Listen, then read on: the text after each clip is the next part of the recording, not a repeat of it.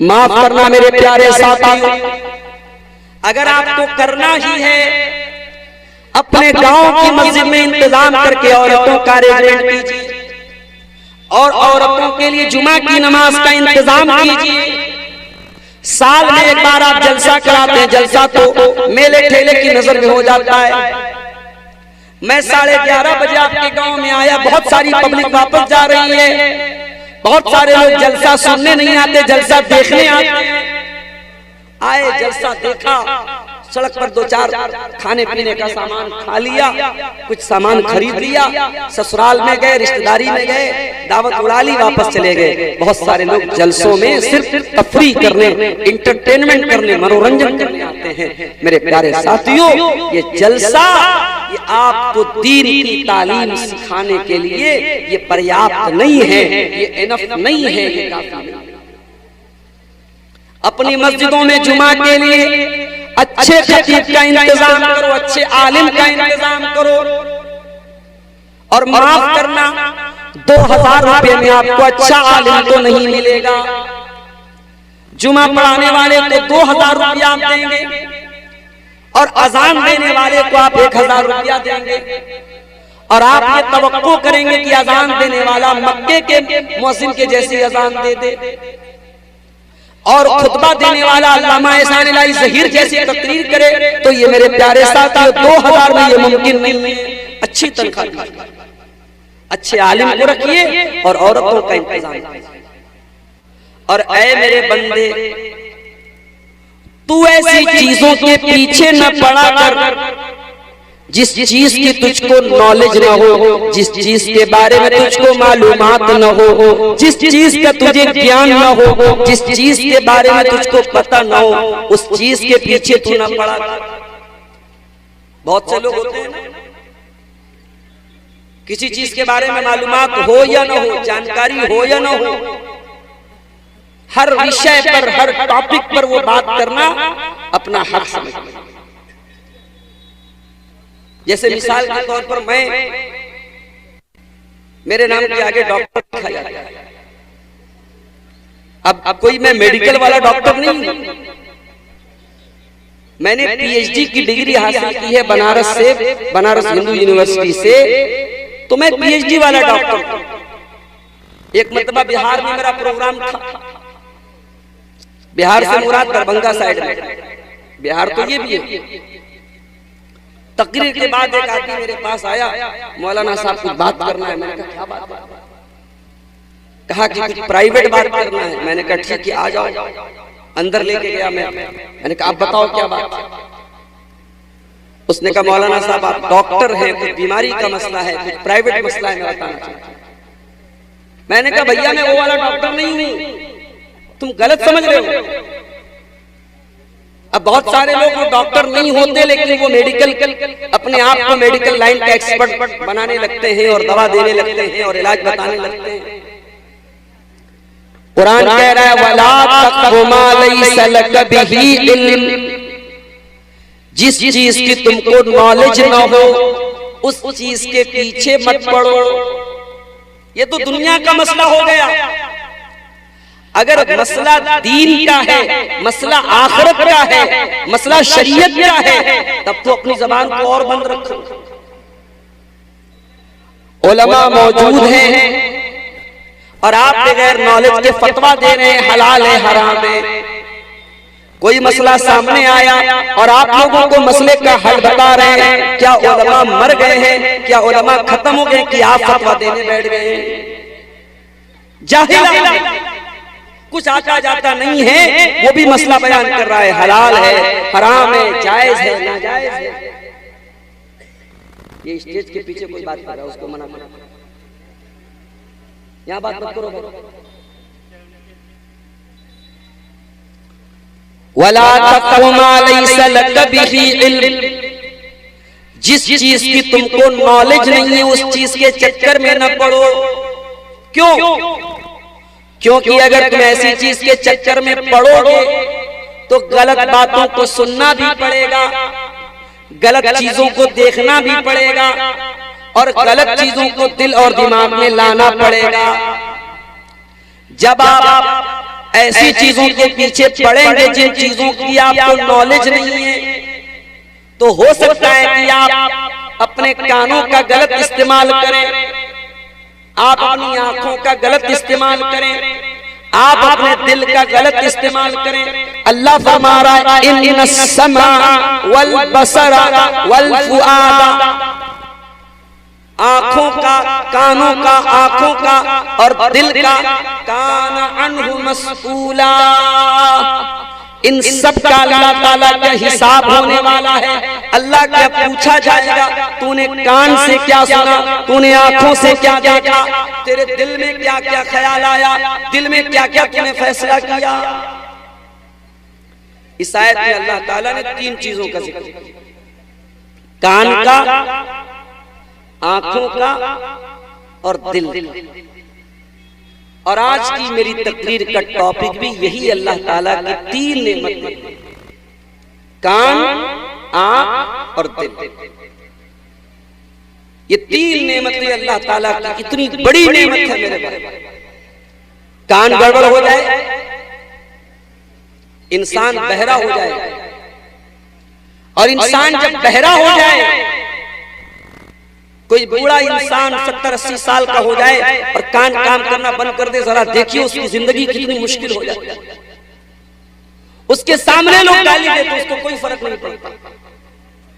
गाड़ी के सामने वो जा रहा है, गाड़ी वाला हार्न बजा रहा है, उसको कोई फर्क नहीं पड़ता। इंसान का कान अल्लाह ताला की बहुत बड़ी बड़ी,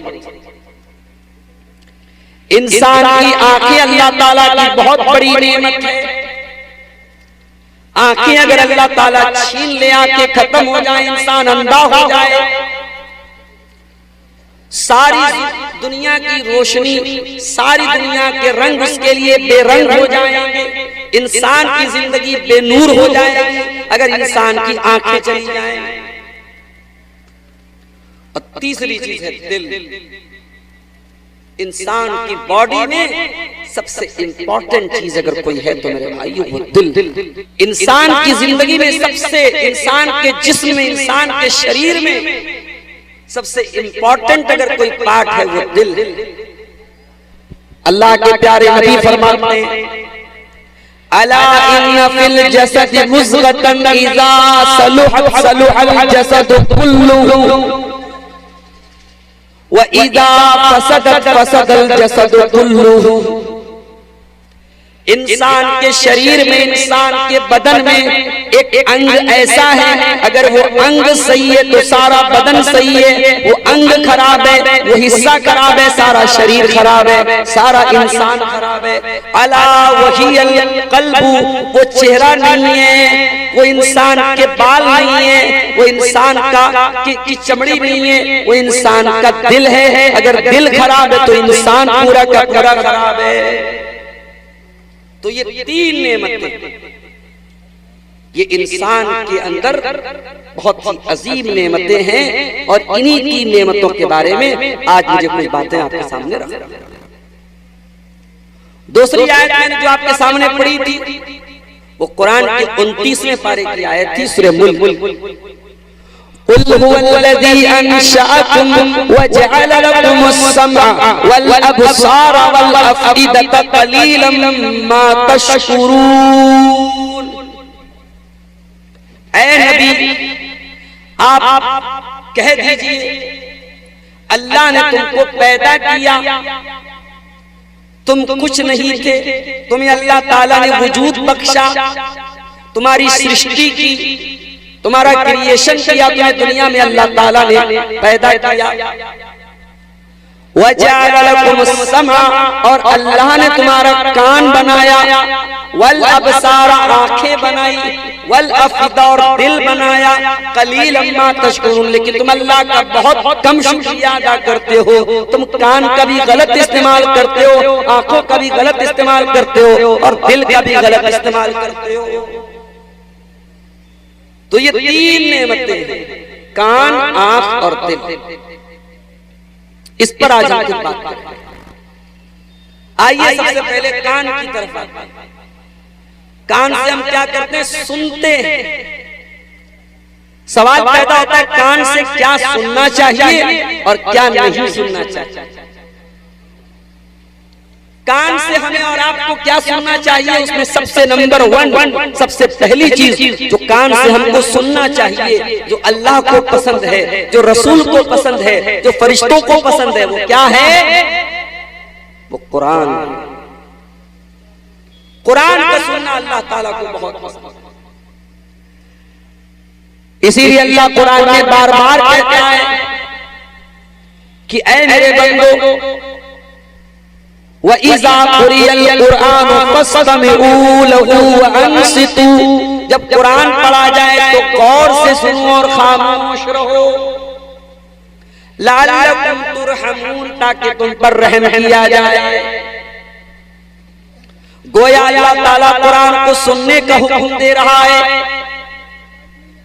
ये अलग बात है कि हम और आप दिन रात आज गाने तो सुन रहे हैं, म्यूजिक तो सुन रहे हैं, नाच गाने तो देख रहे हैं और सुन रहे हैं, मगर कुरान को सुनने का हमारे पास टाइम नहीं है। और न कुरान को सुनने के बाद हमारे दिल के अंदर, हमारे हृदय के अंदर कोई परिवर्तन होता है, कोई चेंजिंग होती है।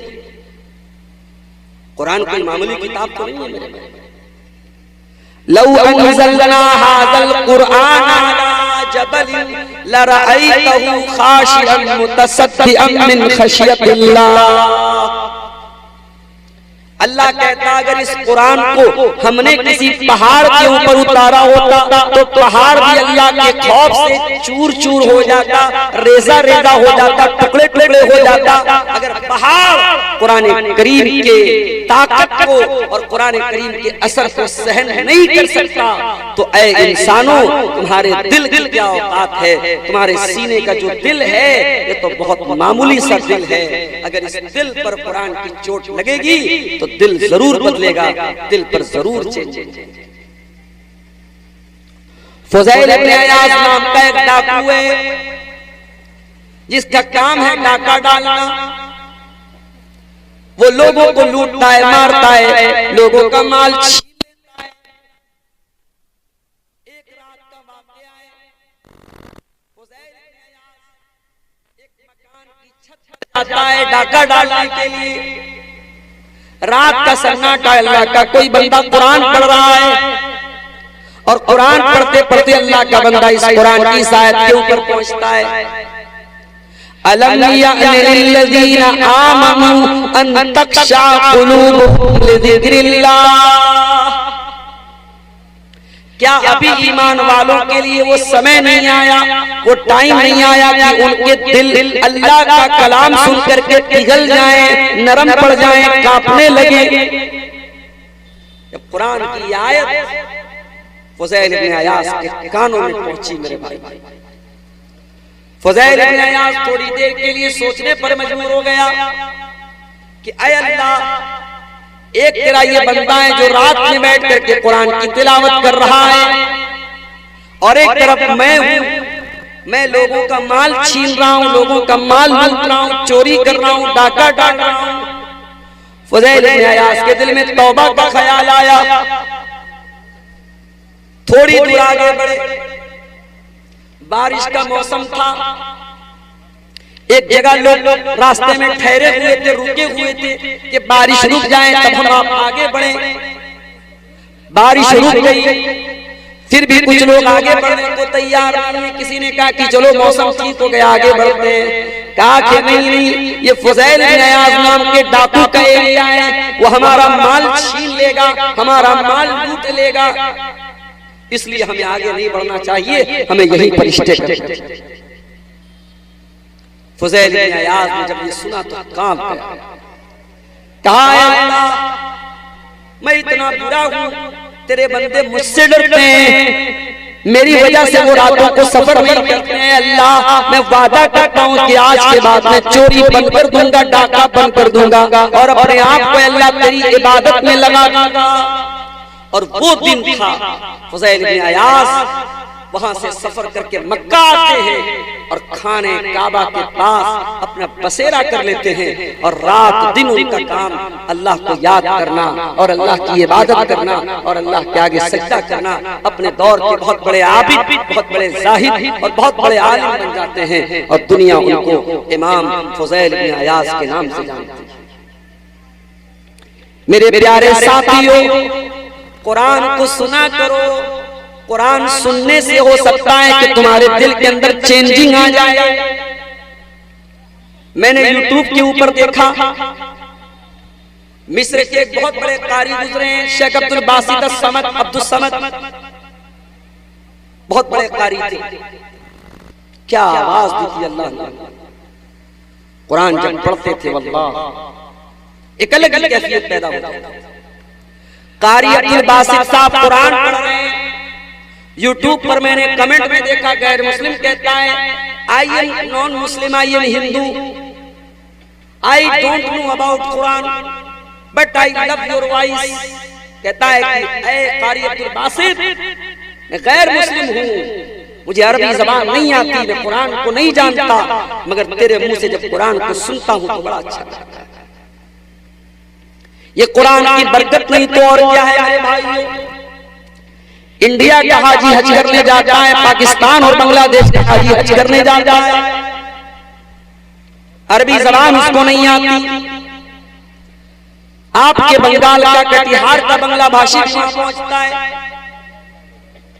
उसको अरबी जबान नहीं आती है, लेकिन हरम के अंदर जब वो नमाज पढ़ता है और इमाम हरम जब कुरान की तिलावत करते हैं, वो इंडिया, पाकिस्तान और बांग्लादेश का हाजी भी रोने लगता है, उसकी आंखों से भी आंसू बहने लगते हैं, वो भी तड़पने लगता है। ये कुरान है जो इंसान के दिल पर जाकर के अपील करता है। मेरे प्यारे साथियों, कुरान को सुना करो। इस कान का शुक्र ये है, ये कान अल्लाह ताला ने बहुत बड़ी नेमत के तौर पे दिया है। इस कान के ऊपर अल्लाह का शुक्र ये है, इस कान से कुरान की तिलावत को सुना करो। कुरान की तिलावत बहुत अच्छा काम है। और एक बात बताऊं आपको, कुरान की तिलावत करने वाला कभी घाटे में नहीं रहता है। दुनिया के हर बिजनेस में घाटा है, कुरान की तिलावत में कभी कोई घाटा नहीं। ये बात मैं नहीं कह रहा हूं, ये खुद कुरान कह रहा है। इन्नल्लज़ीना यतलूना किताबल्लाहि व अक़ामुस्सलाता व अनफ़क़ू मिम्मा रज़क़नाहुम सिर्रन व अलानियतन यरजूना तिजारतन लन तबूर। जो लोग कुरान की तिलावत करते हैं, नमाज कायम करते हैं, ज़कात अदा करते हैं, अल्लाह के दिए हुए रिज़्क़ में से अल्लाह की राह में दान करते हैं, सदका करते हैं, खैरात करते हैं, अल्लाह फरमाता है वैसा बिजनेस कर रहे हैं, ऐसा व्यापार कर रहे हैं, ऐसा धंधा कर रहे हैं जिस धंधे में, जिस कारोबार में कभी लॉस होने वाला नहीं, कभी घाटा होने वाला नहीं है। ये मदरसे वाले बेचारे कितनी मेहनत करते हैं। आपके माल की ज़कात लेने के लिए, आपके माल से सदका खैरात लेने के लिए ये रात भर नहीं, फजर कर मैं तो तकरीर करके चला जाऊंगा। कहीं कहीं ऐसा हुआ मैं तकरीर करके सो गया, फजर के टाइम उठा, फजर की नमाज पढ़ के आया, देखा मौलवी साहब बेचारे कोई बैठे वो चंदा कर रहे हैं, दान लोगों का वसूल रहे, कलेक्शन कर रहे हैं। इतनी मेहनत कर रहे हैं मेरे भाइयों, ये आपको उस तिजारत के साथ जोड़ रहे हैं जिसमें घाटा होने वाला नहीं है। ये आपकी आखिरत को बनाने के लिए, आपकी जन्नत को बनाने के लिए मेहनत करते हैं। तो कुरान की तिलावत को सुना करो मेरे भाई। अल्लाह के प्यारे नबी को भी कुरान सुनना बहुत पसंद था। आप कुरान पढ़ा भी करते थे, कुरान को सुना भी करते थे। बुखारी की रिवायत है, अल्लाह के प्यारे नबी अपने सहाबी अब्दुल्ला बिन मसूद से कहते हैं इक़रा अलैयल कुरान, ऐ अब्दुल्ला मुझे कुरान पढ़ के सुनाओ। अब्दुल्ला बिन मसूद ने कहा अल्लाह के नबी मैं आपको कुरान कैसे पढ़ के सुनाऊं, ये कुरान तो आप ही के ऊपर उतरा है। आपने फरमाया कि ऐ अब्दुल्ला आज मैं दूसरे के मुंह से कुरान सुनना चाहता हूं। अब्दुल्ला बिन मसूद कहते हैं मैं कुरान पढ़ने लगा, कुरान पढ़ते पढ़ते जब मैं सूरह निसा की तिलावत करने लगा और सूरह निसा की आयत नंबर 41 के ऊपर पहुंचा, जिसमें अल्लाह ताला ने फरमाया फकैफा इज़ा जिना मिन कुल्लि उम्मतिन बिशहीदिन व जिना बिका अला हाउलाई शहीदा। जब इस आयत पर मैं पहुंचा, अल्लाह के प्यारे नबी ने कहा हस्ब कलाम, ऐ अब्दुल्ला रुक जाओ, बस मैंने नजर उठा करके देखा फइज़ा आइनाहु तज़रीफान, अल्लाह के प्यारे नबी की दोनों आंखों से आंसू बह रहे थे। अल्लाह के नबी रो रहे थे, कुरान सुन करके नबी रोने लगते हैं। और हम तो कुरान को सुनते भी हैं, तरावी के अंदर भी, नमाज के अंदर भी, हमारे ऊपर कोई असर क्यों नहीं होता मेरे प्यारे साथी? कुरान को सुनना नबी को पसंद है, कुरान को सुनना फरिश्तों को भी बहुत पसंद है। एक सहाबी कुरान पढ़ रहे थे, सूरह बकरा पढ़ रहे थे, सहाबी का नाम था उसैद बिन हुज़ैर, वो सूरह बकरा की तिलावत कर रहे थे।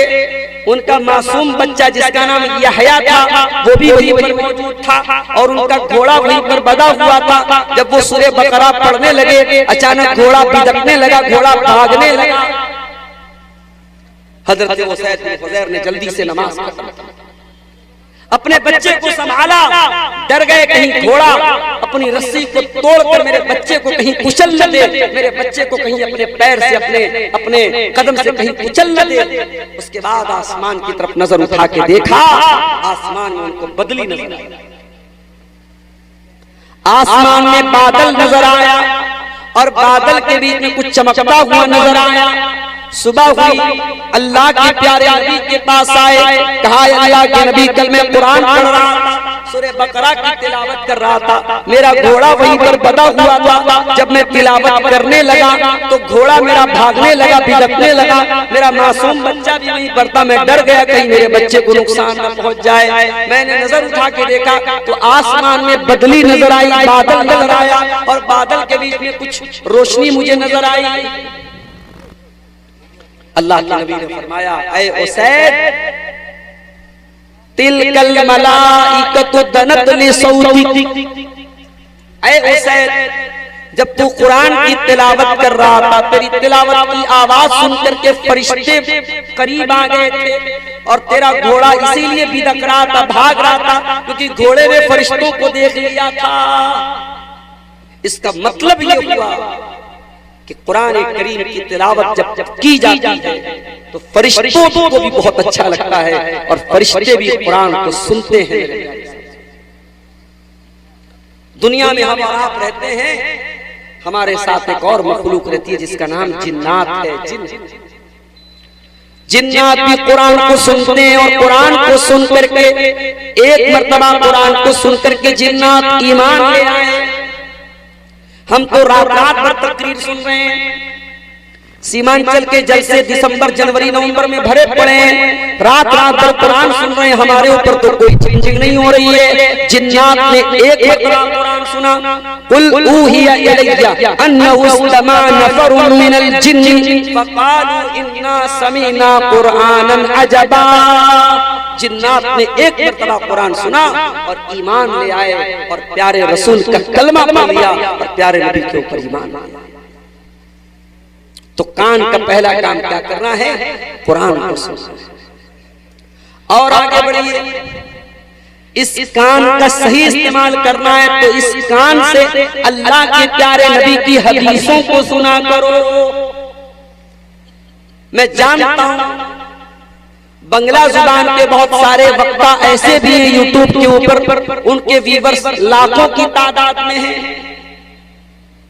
लेकिन थोड़ी बहुत बंगला जो मुझको आती है उसकी रोशनी में मैं दावे के साथ ये कह सकता हूं कि बंगला जुबान के वो मुकर्रिरीन जिनको यूट्यूब पर सुनने वाले लाखों की तादाद में हैं, और जाहिर है उनको यूपी वाले तो नहीं सुन रहे हैं, उनको आपके बिहार बंगाल के लोग सुनते हैं। उन बंगला मुकर्रिरीन में से बड़ी तादाद को मैं जानता हूं, उनकी तकरीर में आपको एक हदीस मिली, एक कुरान की आयत नहीं, किस्से मिलेंगे, कहानियां मिलेंगी, लैला मजनू की कहानी मिलेगी, मौजू रिवायात मिलेंगी। मेरे प्यारे साथियों, मैं किसी की तौहीन नहीं कर रहा हूँ, बहुत अच्छे अच्छे उलमा भी बांग्ला जबान में बोलते हैं, मगर याद रखिए शेरशाहबादियों, आपकी जिम्मेदारी है, आप अपनी नौजवान नस्ल को, अपने बच्चों को, अपनी बच्चियों को ऐसा बनाइए वो कुरान को सुनने वाले बने, वो हदीसों को सुनने वाले बने। जिस तरीके से कुरान को सुनना सवाब का काम है, वैसे ही हदीस को सुनना भी सवाब। अल्लाह के प्यारे नबी फरमाते हैं, अबू दाऊद की सही रिवायत है, नज़रल्लाहु इम्रअतन समिया मक़ालती फवआहा। अल्लाह तबारक व तआला उस इंसान के चेहरे को तरोताजा कर दे, उस इंसान के चेहरे को फ्रेश कर दे, उस इंसान के चेहरे को खूबसूरत बना दे जो नबी की हदीसों को सुन ले और सुनने के बाद याद कर ले। फेस वॉश लगाने वालों, अच्छा हम मर्द लोग तो बेचारा 1 रुपये का शैम्पू लगा के सर धो लेते, औरतों के शैम्पू भाई साहब, एक वीडियो मेरे पास आया, एक आदमी नहाने गया बाथरूम में, 1 रुपये वाला शैम्पू लगा करके नहाने, फिर उसी बाथरूम में उसकी बीवी का शैम्पू रखा था। उसने कहा कि देखो इसका शैम्पू कितने का है, रेट देखा तो नहाते नहाते बेहोश हो गया, बीवी के शैम्पू